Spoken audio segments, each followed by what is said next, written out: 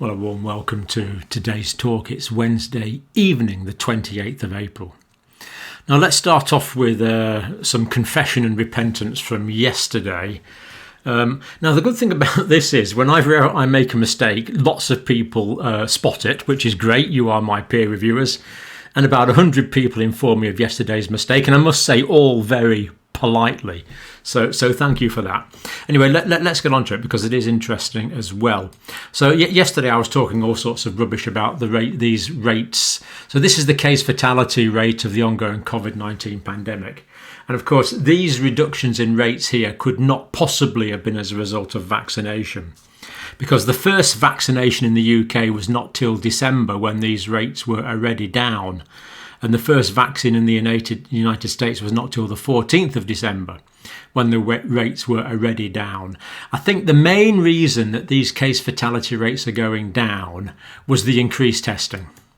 So here we see at that time the testing was increasing. Now I know these don't match perfectly, but if we look at the sort of when sort of May, June for the UK, for example, and when did testing start increasing in the UK?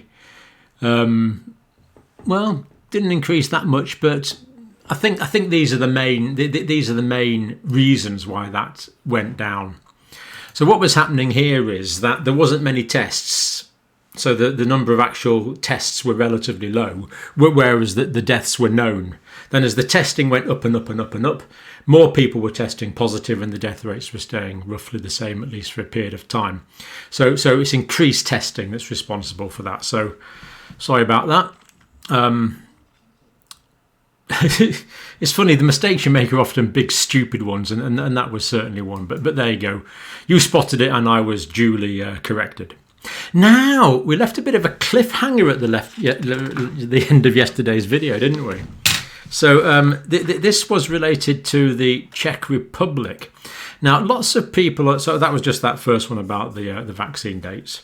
Now, lots of people have been asking me about Czech Republic and the falling cases as related to vaccination and the introduction of a therapeutic. So first vaccination, 15th of January, introduction of this therapeutic, the 8th of March. Now, what we're looking for here really is a temporal correlation. Is there a temporal correlation, one related to time? So here's the graph, and it is actually quite interesting. So this is Czech Republic. So vaccination was introduced about here. So the vaccination was introduced on the 15th of January. And after that, when vaccine was introduced, we saw that cases went down and then started going back up again. But of course, the vaccine was at a pretty low level. Then the therapeutic was legalised and put as part of the national, that doctors were allowed to prescribe this therapeutic. And that was on the 8th of March. And after that, cases did start to go down really quite dramatically. Now, of course, this is a temporal correlation. It's not indicating causality, but it's interesting. We'd have to run the other Bradford Hill criteria past it to try and adjudicate on that. But interesting. And likewise, deaths. So introduction of the vaccine there. Again, we know the vaccination numbers were lower, so it's not surprising that things went down then went back again. That's not surprising because of the low levels of vaccination. But then introduction of the therapeutic, and we do see death rates go down. So quite a few of you pointed that out. And the rates in the Czech Republic have gone down more than in some other adjacent countries. And a lot of you pointed that out. And there's the graphs. Interesting. I don't think we can say too much more than that. We are looking out for more data, but interesting.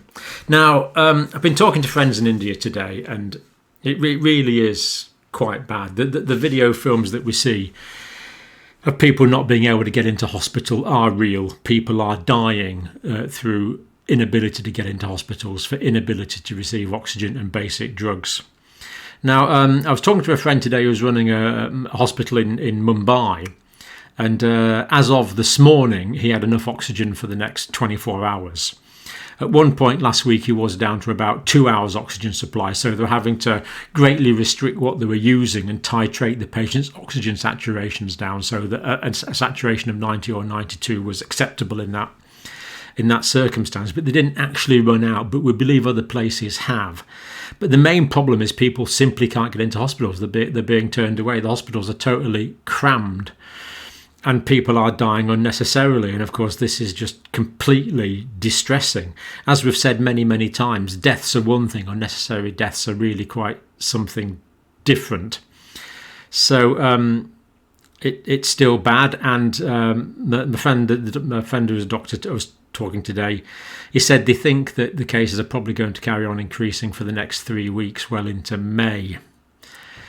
So unfortunately, things could carry on getting worse. Now, it's good to see international aid arriving from the UK, from the United States. We believe that the United States are liberating tens of millions of doses of the Oxford AstraZeneca vaccine for use in India. But of course, the vaccine's got this delay to it. There's nothing. It's hard to see anything now that's stopping this increase in cases. We did do that video a couple of days ago on vitamin D deficiency in India, so I really hope the Indian authorities are taking that up. It's a variable to eliminate, but basically vaccines are not going to rescue India in the next few weeks. Only about 5% of the population of India is fully vaccinated. They're giving out about 130 million doses of vaccine altogether, but of course the population is over 1.3 billion, so only about 10% of the population have had one dose of vaccine. So it is going to get worse, and it's just appalling to watch. Now, in India, new daily cases, as we see, unfortunately, we've been looking at this graph for some time now.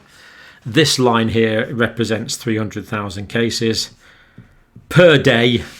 That's officially diagnosed, and we now see it surpassing that. And really, it's hard to see what's going to stop this increase in India. One thing that was really ironic, quite upsetting really, people clamouring for vaccinations. Of course, they want protected from this wretched disease that's killing a lot of people. But they weren't socially distanced in the vaccine queues, and that itself, the vaccination centres could be a cause of spread as people clamour to get the vaccine and get protected, as they're aware of how dangerous this disease is now. New cremation facilities being built. It's just an appalling situation. A little on why it might be in a minute, but the daily deaths now, the total deaths now past 200,000. We know that that's at least half of what it actually is, and it could be a quarter of what it actually is. So you see some people saying that about 25% of deaths are actually picked up. Some people say it's 50% of deaths that are actually picked up. We don't really know. But I think what we can say is deaths of 400,000, making it the second highest death rate in the world. But the death rate could be even higher than that. So it could well be that even now, India has a higher death rate than the United States in overall deaths. But it is going to carry on for some weeks, and there is now no question that there's going to be more deaths in India, dramatically so, and there'll probably be more deaths in India than any other country in the world. So in terms of people dying, it looks like India is probably going to suffer more from this pandemic than anyone else, and those deaths, a lot of those deaths are still to come. Deaths in India, as we see, that rate is increasing. So this is the 3,000. That's the 2,000 line there. That's the 3,000 line there, deaths per day. And as we see, it's just peaked above the 3,000 a day mark. Now, this is being driven by multiple factors. And it's confusing because there was quite a few antibody surveys done in Indian cities, and there were about 50% or so antibody studies. 50% of people have been exposed to the virus last January. So it looks like there's probably some reinfections, that the natural immunity has waned. Now, if this is the case, it looks like the vaccine immunity is going to last longer than the natural disease immunity, at least in that Indian situation. But it looks like there is a lot of people getting reinfected. And that, well, yeah, we don't really know. But if people are getting reinfected, it means the natural immunity wasn't lasting for that long. Because if it's true that 50% of people were seropositive in some areas in January, then you would expect herd immunity to be kicking in really quite quickly, but there's no sign of it. So more to come on that. I know that's not a scientifically satisfying answer, but that's kind of what we have at the moment. Now, Maharashtra, it's largely this Indian variant, B1617. So Maharashtra is like the Mumbai area. New Delhi, apparently, most of the cases at the moment are the UK variant. So a couple of things going on there. It's rather callous to say, but it will be interesting to see which one becomes predominant. It's looking like at the moment, well, of course, we know the B117, the UK variant, is more transmissible than the old variant. Will this one outcompete it? Will it be more transmissible? We don't yet know. There are some early indications that it is.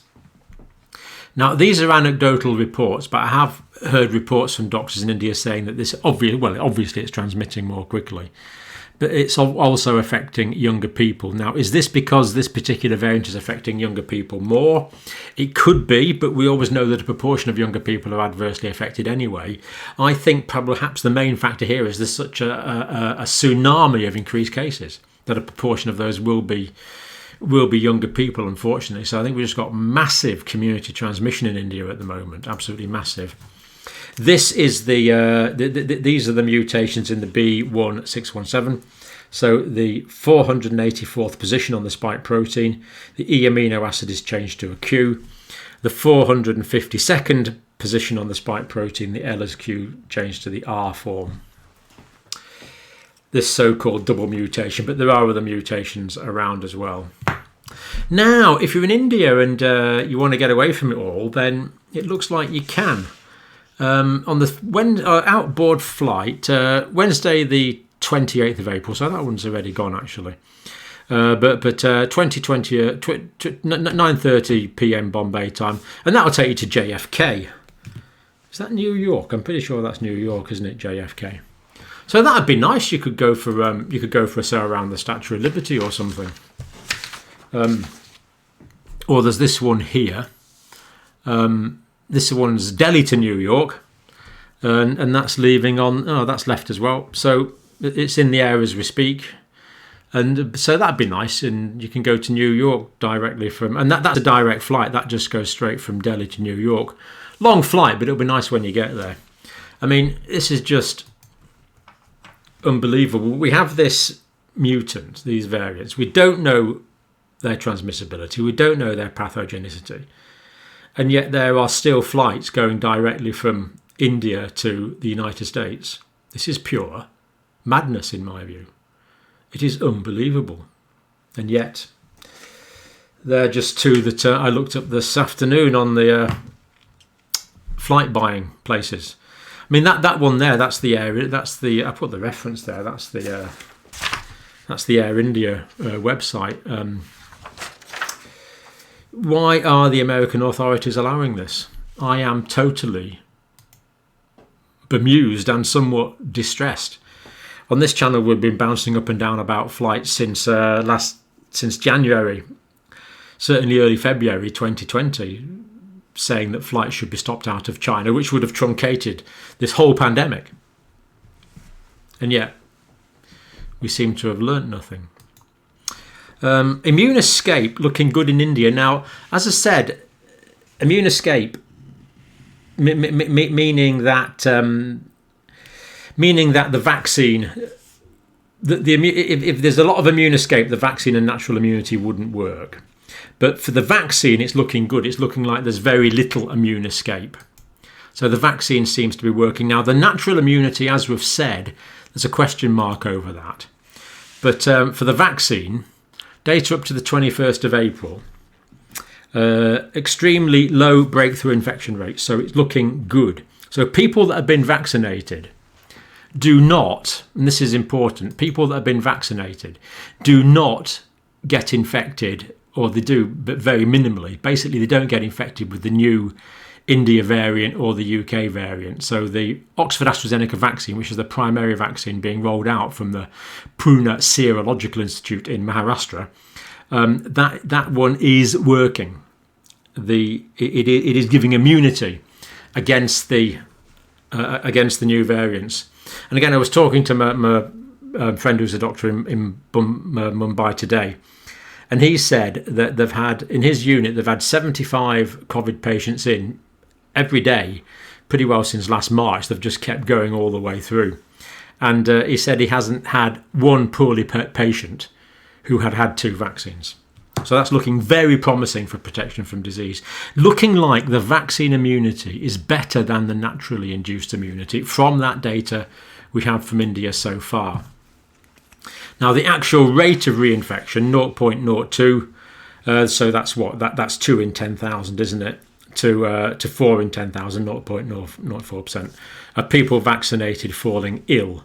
So very high protection against illness from the existing Oxford AstraZeneca or the India AstraZeneca vaccine that's made in Pune. Now, this is not as good as the United States. In the United States, it's only 0.008. That's 8 in 10,000, isn't it? People getting sick after vaccine. But it's still pretty good. So basically that works out at 0.03% of people that are vaccinated get ill. So the vaccine providing a very high level of protection. So really we need massive priority in getting as many Indians vaccinated as possible. Now, slightly concerning as well, Pakistan. Again, we've seen the waves in Pakistan, the new cases, but Pakistan, things are going up just next to India, of course, and likewise in the beautiful but very poor mountain kingdom of Nepal, we see increasing cases. A lot of fair bit of toing and froing between India and Nepal. So concerning trends in the countries around about India as well. Really hard to see, given what's happening in India, that they're going to escape. Now let's go to some better news. This is published today from Public Health England. 1 dose of COVID-19 vaccine can cut household transmission by up to a half. So there's the references. Check it out directly. That one is the government press release. That one is the scientific paper, depending on which mood you're in. I went mostly from this one, I must say. Being vaccinated significantly reduces your risk of infection, hospitalisations and death, so we know that. That's good. But what even scientists in the UK, even up to last week, they were very, very reluctant to say that vaccination reduces transmissibility. And it was patently obvious that it does. But they wouldn't say so. But now that the data's out, so maybe they'll be less conservative now. So, reduced risk of developing symptomatic infection 4 weeks after 1 dose of either vaccine is 60 to 65%. So whether you have the Oxford or the AstraZeneca vaccine, after 1 dose, 4 weeks after the first dose, you've got 60 to 65% less chance of getting symptomatic infection. So that's the protection, and it will go up a bit after. Oh no, it's after 4 weeks. So that's optimum there. So for example, I've had 1 dose so far. So this is the level of protection I have: 60 to 65% less likely to get symptomatic infection, which is good for the individual. But what about them transmitting it on to others in their household? Those who do become infected 3 weeks after receiving 1 dose of the Pfizer-BioNTech or the Oxford AstraZeneca vaccine. So if you're in that 40 to 35% minority that do get infected, then if you're in that minority that do get infected, so that's the first chunk of protection, less likely to get infected. But if you do, those who become infected 3 weeks after receiving 1 dose of the Pfizer or Oxford AstraZeneca vaccine, they were between 38 and 49% less likely to pass the virus on to their household contacts. And this is people, of course, that they live with all the time. So there's a fair level of protection against transmission after 1 dose. So first of all, you're 60 to 65% less likely to get it. And of course, if you don't get it, you're not going to pass it on to others in your household. But even if you do get it, if you're in that unlucky 40%, then you're 38 to 49%, depending on the area in the survey, less likely to pass it on to household contacts. So this is clear post-vaccination pharmacovigilance surveillance evidence saying that one dose of vaccination does reduce your infection, your transmissibility, the likelihood of transmitting it to other people. So it is there. So this is definitely now confirmed. Vaccinated people are less likely to infect others. And of course, we would expect these to go up after 2 doses of the vaccine, as indeed we know that this goes up after 2 doses of the vaccine. That's after 1 dose. So this is contributing towards the reduction in cases in the UK. Other shared accommodation weren't studied, but we would expect that in shared accommodation and prisons, which of course are analogous to the households. Now this is based on pretty good data. And of course this applies anywhere. The vaccines are reducing transmissibility. 57,000 contacts from 24,000 households, so pretty good. And they compared those 57,000 contacts of people with infections with 1 million contacts of unvaccinated cases. So pretty good. So basically that's your experimental group, that's your control group. So we can say this is definitely working. Matt Hancock seems to have worked out the significance of this. Not always the first sprinter off the blocks, to be fair, but he said comprehensive real-world data showing vaccines cut transmission. So there you go, vaccines cut real-world transmission. He's got that one. Dr. Mary Ramsey, head of immunisation at Public Health England. Even if you have been vaccinated, it is really important that you continue to act like you have the virus, practicing good hand hygiene and following social distancing guidelines. So this is not to make any difference to our behaviour in the UK. Now, there's a report from the United States, from the Centers for Disease Control, that people with 2 vaccines can behave differently. We might have time for that today. We'll see how we get on. Before we do that, though, I just want to follow up on that story of the heart problems after the Pfizer vaccine. Now, there's been so much focus on the very rare side effects with the Johnson & Johnson vaccine. So much focus on the very rare side effects after the Oxford AstraZeneca vaccine. But it turns out that there's also complications with the Pfizer vaccine and the Moderna vaccine. Now, this is not surprising. There's an element of risk. The risks are very, very small. But I think we have to see that there's an element of risk with both vaccine types. Now, I've had my first Pfizer vaccine. I am waiting with bated breath for the phone call from my surgery saying, come and get your second. I can't wait. Now, lots of you have kindly said that you can just book a vaccine with the NHS website, which normally you can. But because I got my first one just from the end of a batch, when I go onto the NHS website, it says ineligible to apply via this process to talk to your surgery. And when you talk to your surgery, they say, don't talk to us, we'll contact you when it's there. So just waiting for the batch coming in. But I'll be around there like a shot for my second vaccine. And I trust all of you who are watching this channel will as well.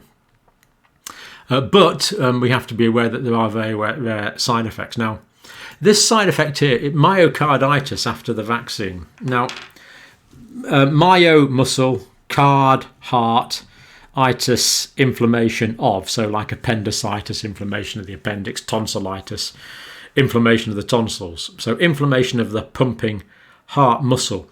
Now, one of the reasons I want to mention this is if people have any features at all of myocarditis, and this is any time. So we see myocarditis in clinical practice quite a lot in coronary care units, usually caused by viral infection, particularly a virus called Coxsackie virus, and it can be a fatal condition.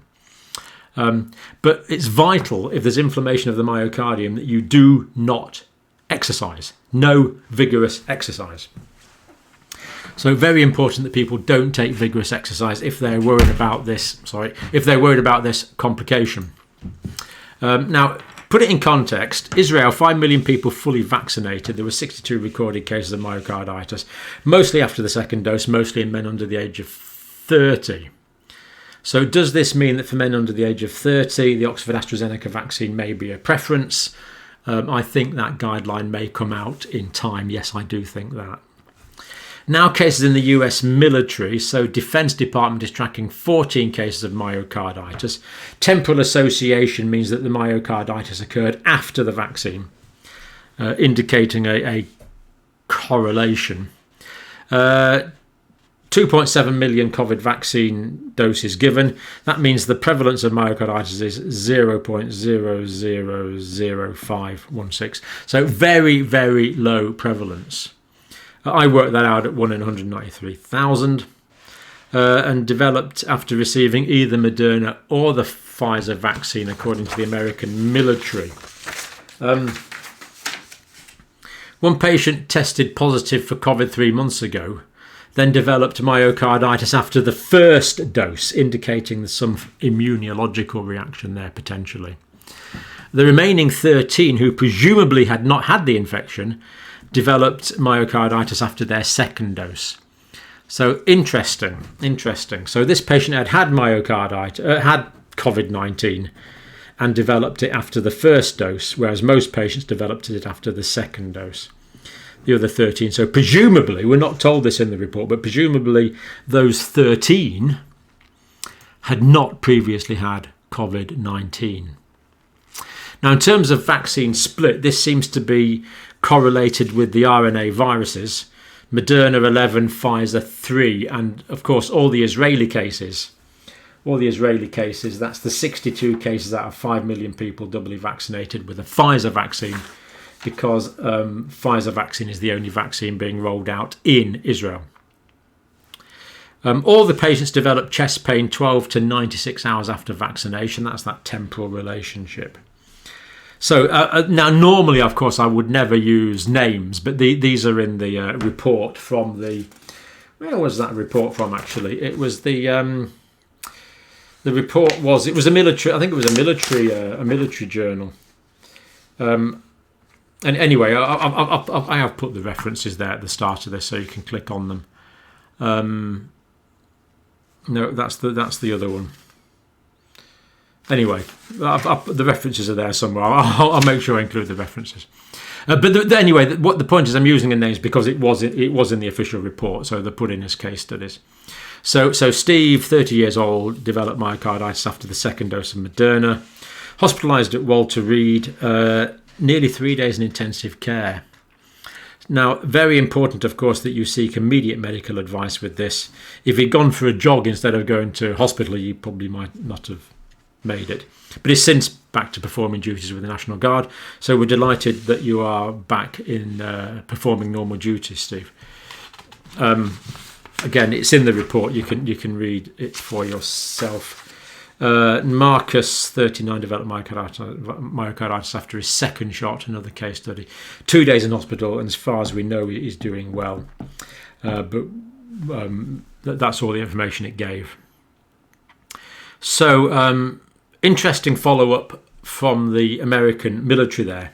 Now, this is the Vaccination Adverse Events Reporting System in the States. 45 cases of myocarditis following COVID vaccines, but of course they've given out what must be getting on for, make something up, don't make it up, take an intelligent guess, getting on for 200 million doses of vaccine in the States now, about 190 million doses, so very rare overall. But you can't alter the fact, well, in the military, of course, the people are often young, not always, of course, but often young men that seems to be particularly affected by this. It was young men in Israel that were particularly affected by this, and they were young. Whereas the national vaccination campaign, of course, is only getting down to the younger age groups now. So 45 reports. Majority of cases after the second dose. Pfizer, 19 cases reported after the Pfizer vaccine, 26 after the Moderna. So Moderna was 26 cases. In other words, Pfizer was 19 cases and Moderna was 26 cases. 62% in men, mostly young. Vigorous exercise after vaccination. Well, I think you should have a few days rest. Because basically your body is mounting an immune response. Whenever someone's ill, I always tell them not to exercise, especially if it's an infection. You know, if you've got a cold or something, just don't run it off. You want to rest if you have a viral infection. So national bodies may change this. They might say that vaccine choice, younger women might be better with Pfizer due to very small risk of thrombocytopenia, thrombosis syndrome, with the Janssen as recommended by the FDA. So the FDA are cautioning the use of the Janssen in younger women. So maybe younger women would be better off with the Pfizer or the Moderna from this. As I say, the guidelines haven't changed yet, but they may well change to this. It would make sense. Maybe they'll change to say younger men are better with the Janssen or the AstraZeneca due to the possible links with myocarditis in younger men in Israel and the US military after the RNA vaccines. So, as I say, those guidelines haven't changed yet, but I suspect they might. So what is determining who gets what vaccine will probably be determined by minimising the risk of adverse events rather than minimising the best of the immunity results, because the immunity results seem to be excellent in everyone, basically, which of course is good news. So remember, these are very, very rare, but that's the current understanding that we have. Now, I was going to tell you about the new CDC guidelines today, but I think we've gone on for quite long enough. So what we're going to do is we're going to talk to Nick. I'll give you the new guidelines from the CDC for fully vaccinated people next time, probably tomorrow. If you want to look it up yourself, of course, I will actually. I don't mean to give you cliffhangers. I'll actually post the link so you can check it out for yourself if you want to. But let's listen to Nick. Now, Nick is a very open, forthright guy. We did talk to him about a month ago, you might remember. And Nick has this sort of condition, really, where the effect of, I guess it's the psychological effect of the vaccine or of injections and things, has a very real physiological effect on him. And induces sort of parasympathetic vasovagal responses, basically fainty type responses. So completely real, but it's just an example of someone who's faced his fears and is prepared to share it with us. And of course, it's part of the human story of this pandemic. So Nick, thank you for reporting it. Now, I haven't listened to Nick's report, so I'm going to listen to it with you. And if he uses lots of bad language and things, I suppose I'll just have to edit it. But we'll trust Nick's discretion, I think. So, Nick, thank you very much, my friend.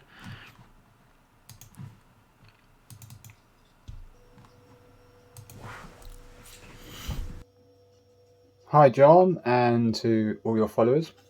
It's me, Nick, from the south of England again. Just checking in to say hello and give you an update on my second jab, which I had a week ago now. So I'm 1 week into my second dose of AstraZeneca COVID-19 vaccine. And I had my second jab literally 10 and a half weeks from when I had my first. So I'm happy with that. They gave me a call a couple of days beforehand, like they did the last time, and said they'd be out on the Friday mid-morning. So I got myself ready and raring to go Friday morning. Did things a little bit differently this time. Some of you may remember I'm really needle phobic, and I almost always pass out when having a needle. And I honestly thought this time would be again no different to the last time. I was waiting for them from mid-morning. They didn't show until mid-afternoon, which got my anxiety going, and I thought, well, if anyone's going to pass out, it's going to be me on this injection today. But the guy came, he was a retired 70-odd-year-old doctor, come back just to do the vaccinations. Thank you very much, big hero. And when I asked him, I told him all about myself. I said, I generally have a situational reflex, vagus syncope, passing out on needles. He said, don't worry about it. I've seen it lots of times before. Normally the big rugby players that do it, they don't realise they're going to do it apparently, but apparently I'm good for saying so. I told him I wanted to get myself on the floor, and can you inject me on the floor? And he had no problems with that. And I also said, please, would you mind aspirating the needle for me? And he just looked at me like I was weird and said, "I've always aspirated. That's how I was trained. I've been giving injections for 40 plus years." So that was no biggie. In terms of, did I feel anything different from last time when it wasn't aspirated to this time? Nope, no difference at all. I couldn't say if it lasted any longer. The needle went in, there was a sensation. I even this time tried to feel the vaccine going into my arm. I was not aware of it at all. But the good news is, this time, I didn't pass out. Not at all. And from what I understood from my previous syncope episodes, is that I get really bradycardic, my heart rate plummets, my blood pressure plummets, and it's all of that which makes you feel horrendous, gives you a feeling of doom, feels like you're about to die. So obviously getting yourself on the floor can mitigate any issues of falling over and banging your head or anything like that, and that massive draining of blood from your head just doesn't happen. But again, like last time, I was lying on the floor and I passed out. This time, however, I thought, well, as it's bradycardia, which means your heart rate goes slow, and my blood pressure drops, I figured, let's do some things to help stop that from happening. So one of the things I did was isometric holds on all of my extremities. So I had my hands like this. Once he'd given me the needle, I had my hands interlinked and I'm pulling them apart like that as hard as I can. This forces your blood pressure to go up, stops blood from pooling in your hands and in your feet if you tense your calves and feet up, and also increases your heart rate. You can do this just by measuring your heart rate before and doing this for 10 seconds and then measuring your heart rate again. Your heart rate will probably be about 15 beats per minute faster once you finish that. So just doing this for 10-20 seconds on and off for a few minutes, I didn't get the slightest feeling like I was going to pass out whatsoever. In fact, it was the best injection I've ever had. No passing out. As I say, my legs were up in the air on top of the couch. I had my feet tensed. I had my calves tensed. But I did everything I could to not tense my glutes and not tense my chest. And by doing this, you're giving the opposite force to being able to tense your chest anyway.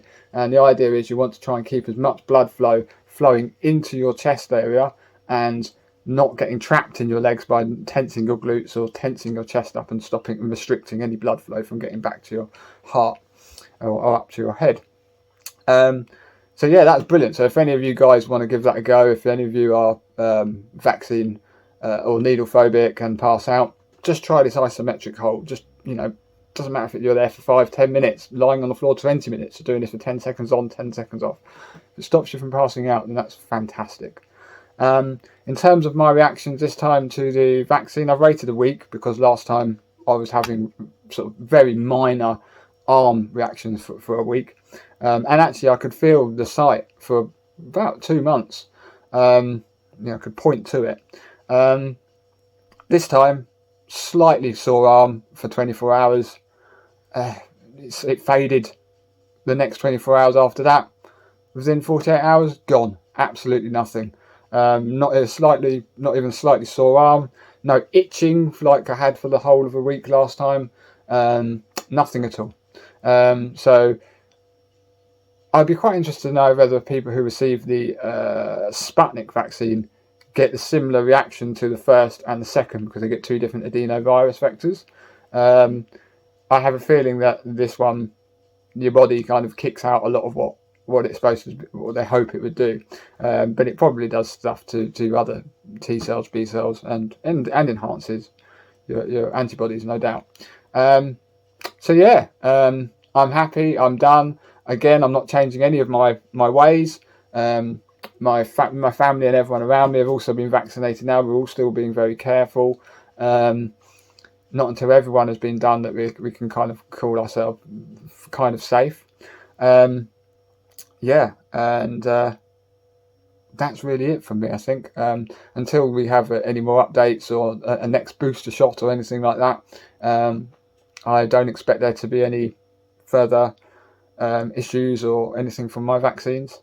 I'm really hoping that my fiance, when she has her second AstraZeneca vaccine, she's got chronic fatigue syndrome. The vaccine really knocked her for 6. It took it out for a couple of months. So we're really hoping that the second vaccine shot will not be the same and will be quite mild, like it generally tends to be for the rest of the population. And I got one question to ask you, John, which I cannot find the answer to anywhere. Why do some vaccines go in your deltoid? And for example, I've had a tetanus jab. Why did that go in my glutes?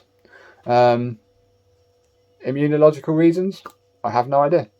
Thank you very much, John. Thank you for all your help. Thank you for keeping everyone sane. And thank you, and stay safe to yourself and to all your followers. Nick, thank you for your openness and honesty. It's very kind of you to share, and it's interesting to get that human story. It's amazing the way that the mind and the body interacts, isn't it? It really is incredible. What Nick is describing there is called a vasovagal response. So it's vaso in that you vasodilate, and that lowers the pressure in your blood vessels. So that's part of why the blood drains from your head, because it goes into the peripheral vessels. And it's also vagal. Now, the vagus nerve is the 10th cranial nerve. There's one on each side. It comes down from your brain. And it's called the vagus nerve because it's the wandering nerve. It comes from the Latin vagus for vagrant. And it goes like down to your salivary glands, then down to your heart, then down to your stomach and your intestinal organs. But if there's vagal stimulation, the vagus nerve is what you call a parasympathetic nerve. And the parasympathetic is the rest and digest system, as opposed to the sympathetic nervous system, which is the fight or flight system. So increased parasympathetic stimulation will slow the heart down. That's what Nick was talking about there, about bradycardia, slow heart rate. Bradycardia is technically any heart rate below 60 beats per minute. And as well as slowing down the rate, as well as having a negative chronotropic effect, it will also make it pump less. That's called a negative inotropic effect. So it will beat slower and it will beat less, and it will be beating into a dilated vasculature, so the pressure is lower, because blood pressure equals cardiac output multiplied by peripheral resistance in the presence of adequate venous return. Anyway, that's enough of that. Now, to answer your question, Nick, deltoid muscle here, of course, you've had a tetanus injection in your gluteal muscle, upper outer aspect of the buttock. It can also go into the vastus lateralis muscle in the thigh. They're all intramuscular injections and basically doesn't make any difference. So the last tetanus vaccine I gave personally, in fact, the last few I've given, I've always given, in fact, for the last 3 or 4 years, I've given them into the deltoid muscle. Basically, you give injections into the deltoid if it's less than 1 mil. If it's a larger dose of fluid that you're putting in, and I think the vaccines are about 1/3 of a mil. If it's a larger dose, you can put it into the vastus lateralis on the upper outer aspect of the thigh. And where you actually put it depends on the policy. So some hospitals have policies that you don't use gluteal injections, but I've personally done gluteal injections all my life, and the muscle in the buttock is normally quite soft muscle, and as long as you use the right technique, it's fine. So to answer your question, no, as long as it goes into muscle, I don't see any immunological difference whatsoever. Local policies and personal preference of the clinician doing the vaccine. No fundamental immunological reasons that I can think of, Nick. And I'm delighted to see that the doctor aspirated, and I'm also delighted to see that he was incredulous that you would think he would not aspirate. Unfortunately, that is not the national policy. If it was the national policy, that would be one variable to eliminate. But it's not, unless you're in Denmark, of course, when it is. And we've talked about that quite a bit before. So thanks for that honest report, Nick. And we will, if you feel there's something you want to share with us, then do. Must be 10.5 weeks since your first report, so that's gone quickly. And I'm glad to see that you've worked out these self-help strategies. Okay, that is us for today. Hopefully tomorrow I'll get my other camera working. There's all sorts of technical stuff here I don't really understand, and basically for me it either works or it doesn't. So, anyway, there we go. Thank you for watching today's talk.